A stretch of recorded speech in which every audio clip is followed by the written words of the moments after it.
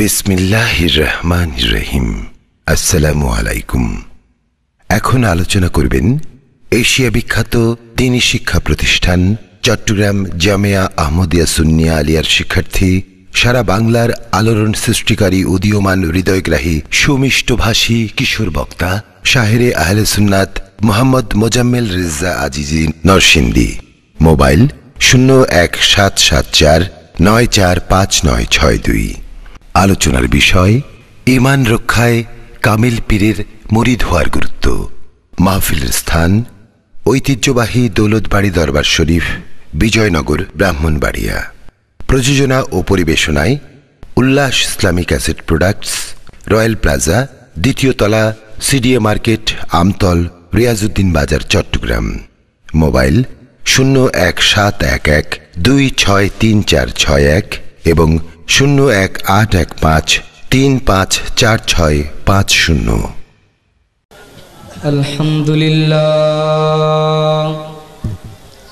আলহামদুলিল্লাহি রাব্বিল আলামিন খালিকিস সামাওয়াতি ওয়াল আরদিন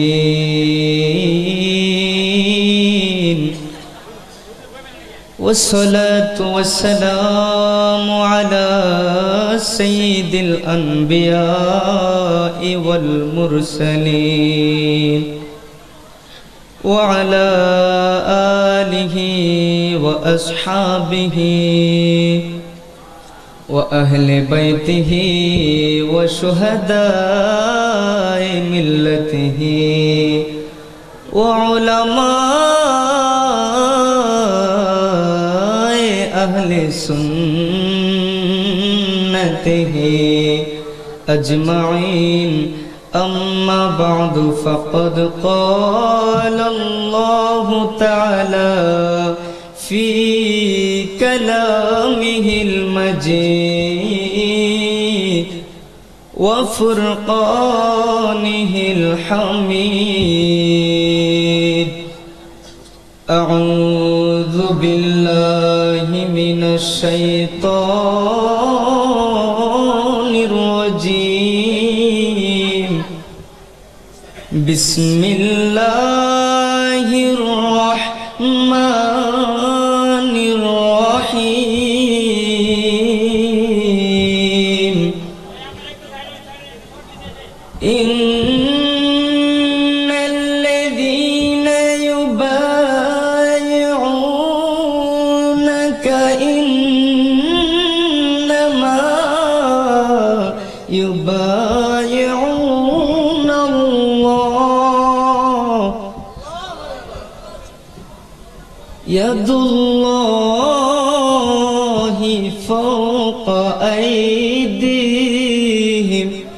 عن جابر رضي الله تعالى عنه قال قال النبي صلى الله تعالى عليه وسلم لا يدخل النار إلا أحد ممن بايع تحت الشجرة. رواه الترمذي. في شان حبيبه ومحبوبه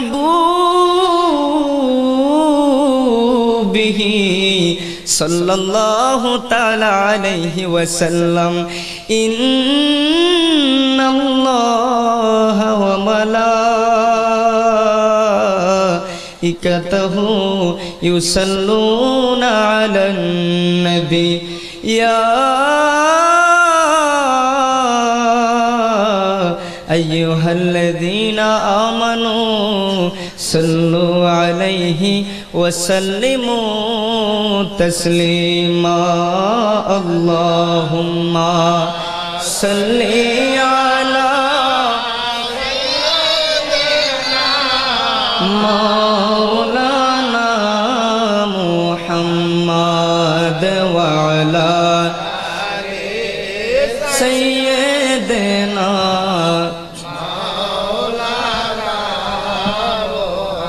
محمد. اللهم صل على सय्यिदना मौलाना व अला आलि सय्यिद मोहब्बत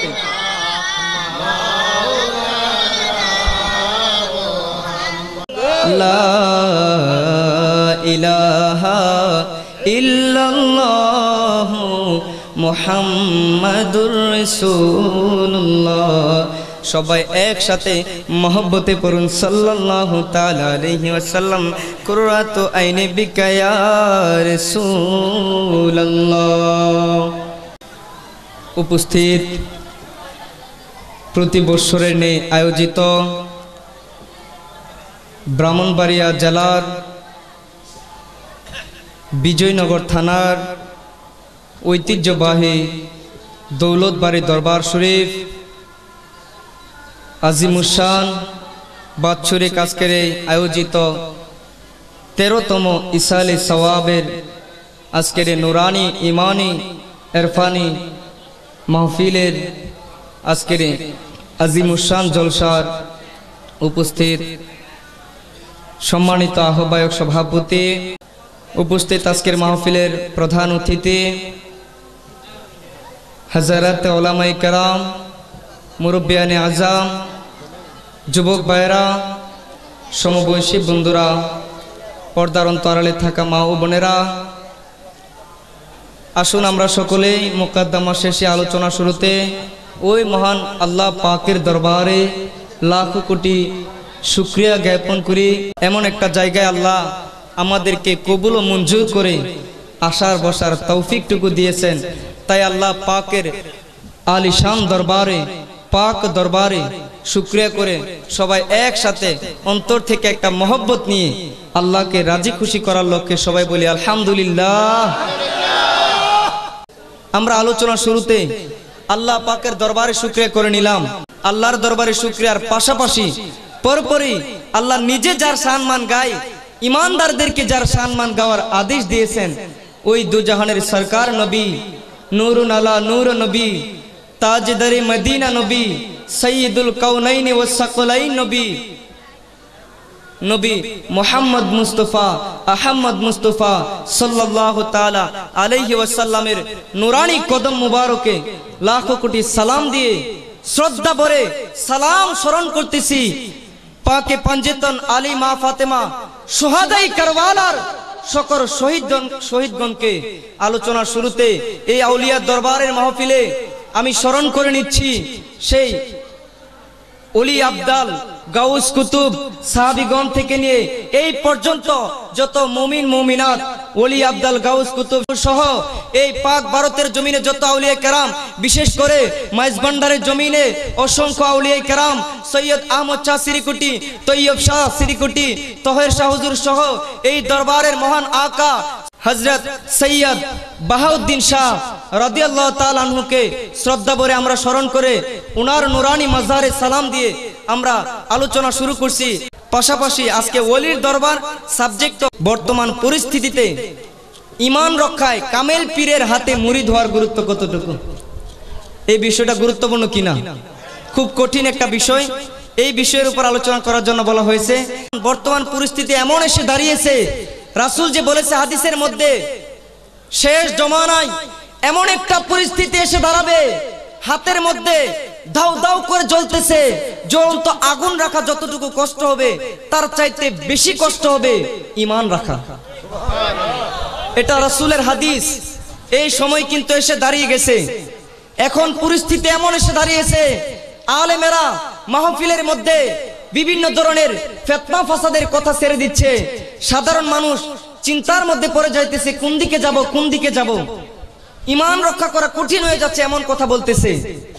অনেকে নবী ওলির শানের বিরুদ্ধে কথা বলতেছে, অনেকে শিরিক কুফরের কথা বলতেছে। অনেক আলেম চাকরির চিন্তা করে মসজিদে ইমামতি করে বক্তাগিরি করে, কিন্তু চাকরির চিন্তা করে বক্তার বাজেটের চিন্তা করে পরবর্তী বছর দাওয়াতের চিন্তা করে আজকের যুগে হক বলতে চাই না। ঠিক কিনা বলেন? এটা আমাদের শিক্ষকগণ বলেন, কিতাবাদিতে পেয়েছি, কিন্তু পরিস্থিতিতে এটা তো একদম স্পষ্ট। ঠিক কিনা? একদম স্পষ্ট। এজন্যই তো নবীর প্রেমিকারা গেয়ে গেছে, কি হবে ইমাম হয়ে আলেম সেজে সমাজেতে, পারো যদি সত্য কথা উচ্চ স্বরে না বলিতে। কি হবে বক্তা হয়ে আলোচনা ওয়াজেতে, পারো যদি হক কথা উচ্চ স্বরে না বলিতে। চাকরির ভয় করে যদি, বাজেটের ভয় করে যদি সেরে যাওয়াই না গদি, চাকরি ভয় করে যদি সেরে যাওয়াই না গদি, কি জবাব দিবে তুমি আল্লাহকে? কি হবে ধোঁকা দিয়ে বিবেকটাকে? ঠিক কিনা বলেন? আজকে আছে কিনা এরকম? শেষ জমানা, ইমান রক্ষা করা যে কঠিন, এই সময়টা আসছে কিনা? প্রথমে আমাদেরকে বুঝতে হবে ইমান কি জিনিস। ইমান কি জিনিস আপনারা গভীর মনোযোগে আলোচনাটা শোনার চেষ্টা করবেন। কোরআনের মধ্যে ইমানের আলোচনা আল্লাহ করছেন কিনা? যত জায়গায় আল্লাহ আমলের কথা বলছেন, তার আগে লা মাকানের মালিক, দু জাহানের মালিক রব্বুল আলামিন বলে দিয়েছেন, ইয়া আইয়ুহাল্লাযীনা আমানু, ওহে তোমরা যারা ঈমান এনেছো, ওহে তোমরা যারা ঈমান এনেছো, ঈমানদারেরা। সুতরাং বোঝা গেল আল্লাহকে রাজি খুশি করতে হলে, জান্নাতের আশা করতে হলে আমল হচ্ছে দ্বিতীয়টা, প্রথম হচ্ছে ঈমানকে মজবুত করতে হবে। ঠিক কিনা বলেন? আলা লা ঈমানা লিমান লা মুহাব্বাতা লা, আল ঈমানু হুয়া হুব্বু মুস্তাফা, লিআন্না কামা ক্বালা নবী সাল্লাল্লাহু আলাইহি ওয়াসাল্লাম, সহিহ বুখারী শরীফের হাদিস, আন আনাস বিন মালিক রাদিয়াল্লাহু তাআলা আনহু قال قال النبي صلى الله عليه وسلم لا يؤمن احدكم حتى اكون احب اليه من والده وولده والناس اجمعين। সুবহানাল্লাহ বলেন না? দেখেন বুখারী শরীফের হাদিস ঈমানের সংজ্ঞা দিচ্ছে। ঈমান হলো নবীর প্রেম।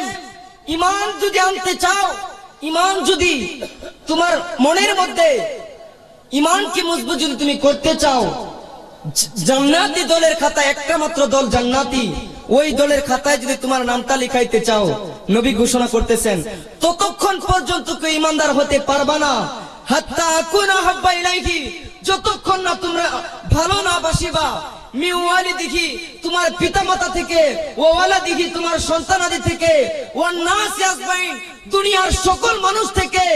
অপর riwayate আবু হুরায়রা বলতেছেন, দুনিয়ার সকল মানুষ ধনভান্ডার নয়, ফি নাফসিহি, নিজ জান প্রাণ থেকে, যতক্ষণ পর্যন্ত না যার উসিলায় সৃষ্টি হইলা সেই সরকারি দু আলম নূরি মুজাসসাম মুস্তাফা নবীর প্রেম বেশি না হবে, ততক্ষণ পর্যন্ত তোমার অন্তরে বিন্দু পরিমাণ ঈমান নাই।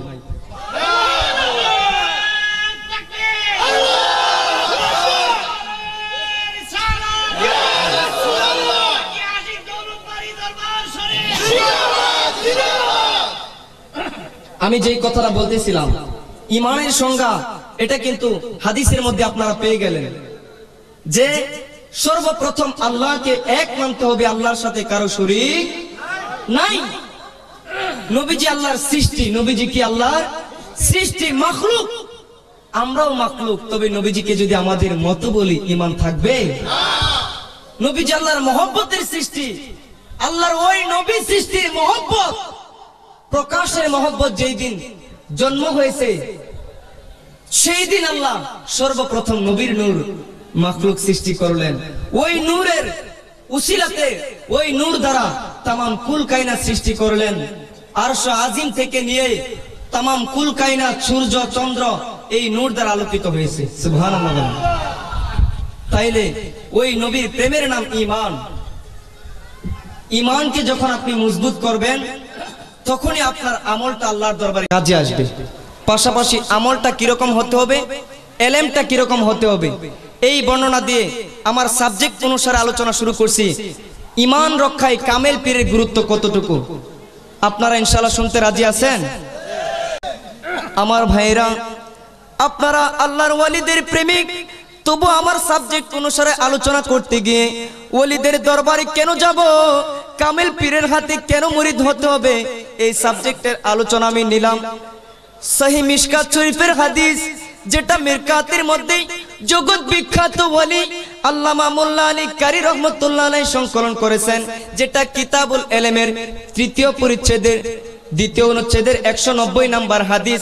মোল্লা আলী কারি রহমাতুল্লাহ আলাইহি মিরকাতের মধ্যে সংকলন করে বলতেছেন, মান তাফাক্কাহু ওয়া লাম ইয়াতাসাওয়াফা ফাকাদ তাফাসসাকা ওয়া মান তাসাওয়াফা লাম ইয়াতাফাক্কাহু ফাকাদ